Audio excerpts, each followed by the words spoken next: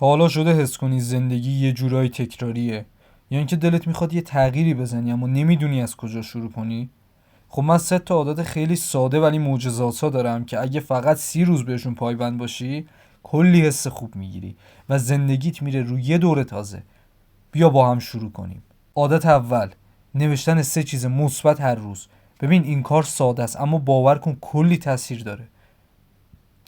هر شب قبل از خواب یا صبح که بیدار میشی 3 چیز مثبت که اون روز تجربه کردی یا اتفاق افتاده رو بنویس.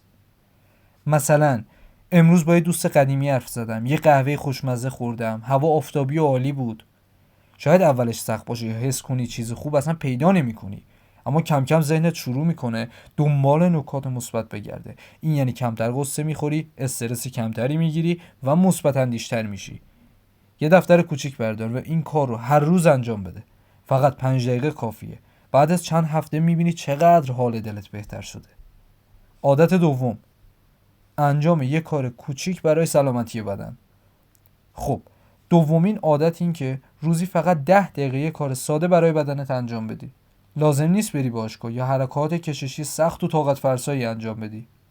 فقط میتونی پیاده روی کنی یا چند تا حرکت نرمش ساده انجام بدی. چرا این مهمه؟ چون وقتی بدنت فعال باشه خون بهتر توی رگات میچرخه، انرژیت بیشتر میشه و مغزت سر حال تره. تازه خواب بهتری هم میتونی داشته باشی.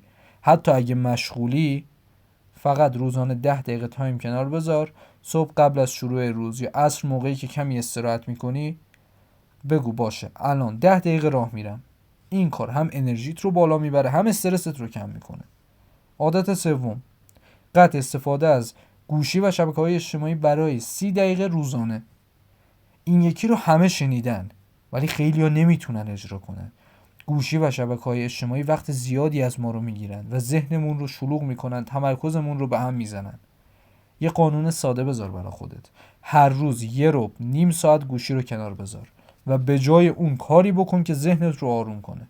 مثلا کتاب بخون، قدم بزن، با آسمون نگاه کن یا حتی فقط نفس عمیق بکش. کار بهت کمک میکنه ذهنت استراحت کنه، تمرکزت بیشتر بشه و کمتر احساس خستگی کنی.